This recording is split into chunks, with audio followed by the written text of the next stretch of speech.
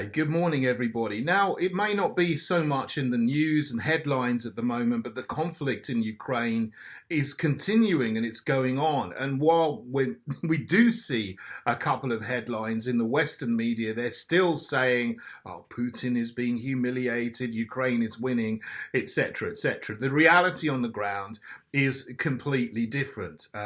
We all know, and if you look at sources that are giving you real news, the Russian army is advancing steadily, methodically through the Donbas area and region in eastern Ukraine. They've totally taken over Luhansk Oblast, and they're in the process of taking over Donetsk Oblast as well. They've conquered the cities of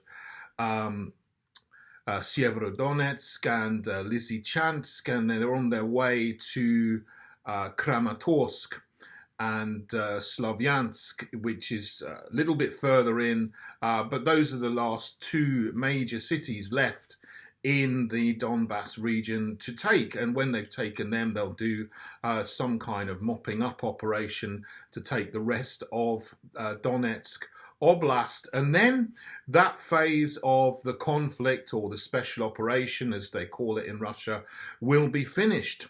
Now, what's going to happen then has already been told to us, but nobody seems to be listening in the Western media.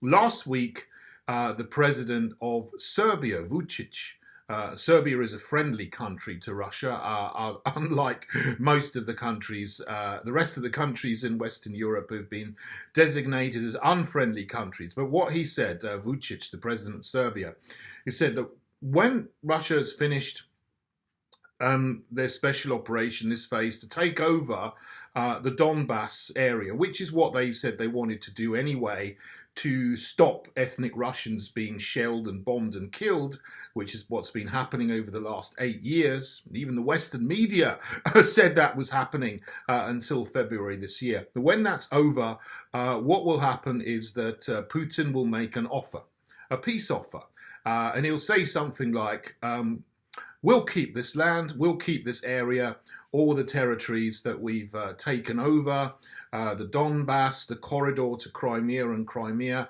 and we will integrate them into the Russian Federation, perhaps, and then it can be over.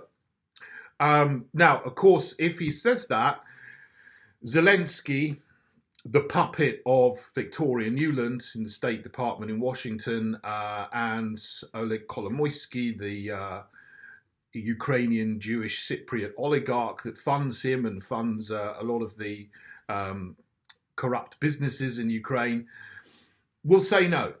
And the Western governments and the puppets that are in there will say no as well. And what they think is that they're going to start some counterinsurgency, and they'll be able to push the Russians all the way back to the Russian border, and they'll be able to take all of this land that Russia has annexed, essentially, because they will annex it.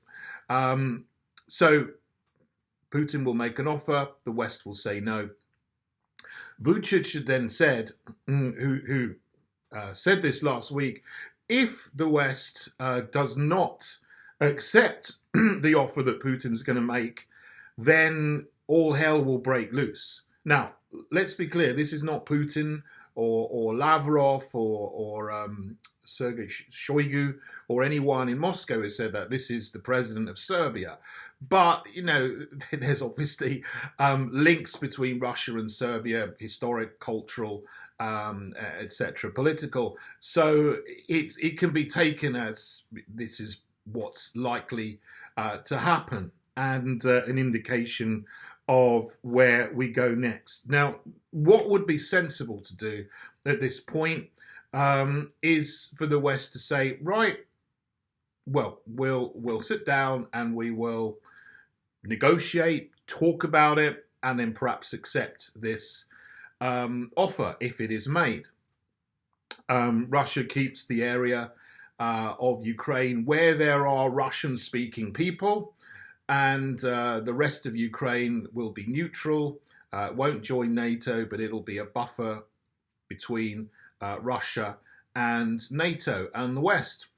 Now, it's a tragedy that we've got to this point with the loss of tens, perhaps hundreds of thousands of lives, mostly Ukrainian lives. And I've got no sympathy at all for the National Socialists, who are real thugs, who were the backbone of the Ukrainian army and are involved in the government there and the security services there, and are absolutely dreadful.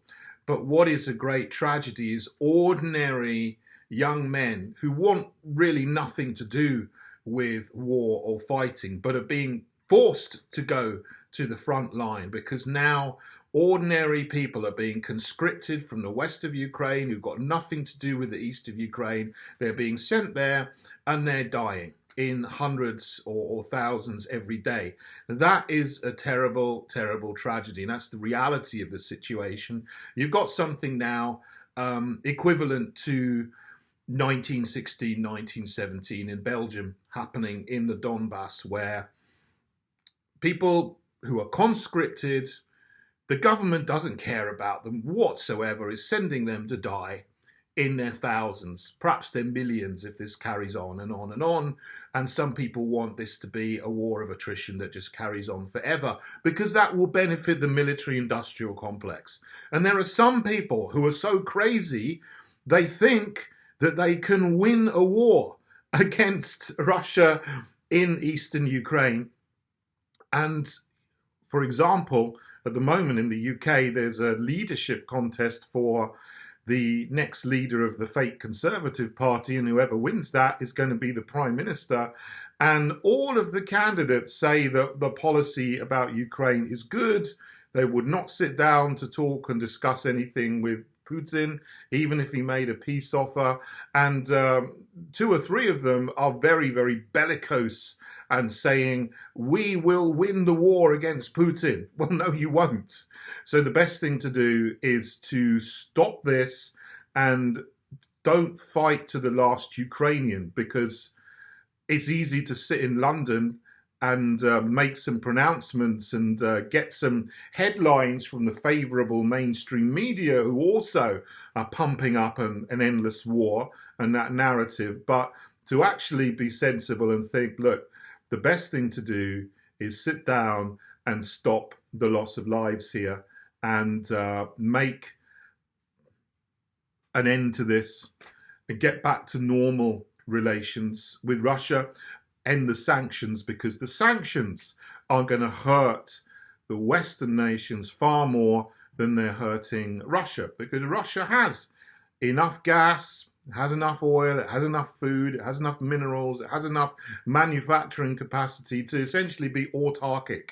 They can be completely self-sufficient in everything and anything they want to be, whereas obviously Western Europe can't, and is now finding its life is very, very difficult, because Russia's essentially turned off the gas supply through the biggest pipeline to Germany, and has also now said that if you want to buy food, you're going to have to pay for it in rubles, as well as buying gas and oil in rubles. So Germany particularly is in a major economic trouble, and it will be catastrophic come the winter time for Germany and the countries around it who are dependent on Russian gas, and it's going to be pretty bad here in the UK as well. But that's compounded, of course, by the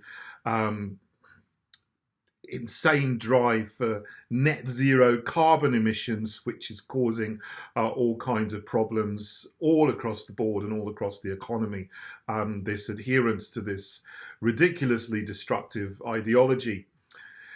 There we go. That's a whole other issue for a whole other video. So that's the situation.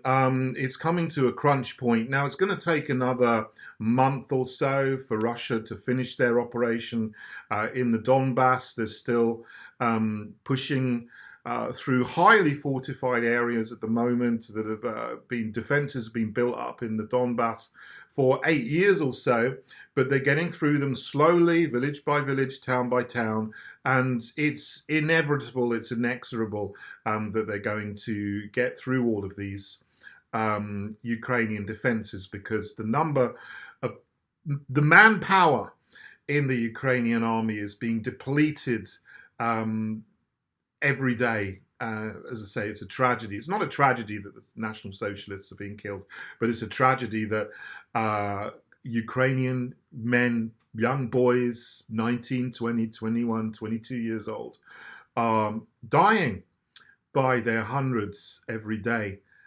for nothing.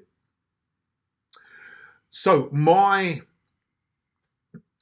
advice or position is to negotiate and stop the hostilities and abandon any idea of having a years-long counterinsurgency to try to take back the Donbas, which is what most Western politicians in the major parties, whether they're the so-called centre-right parties like the Conservatives in the UK, or Labour, or the Republicans, or the Democrats, seem to want to do, and end this and get back to normal relations and get us moving forward again and building our societies rather than engaging in mutual destruction.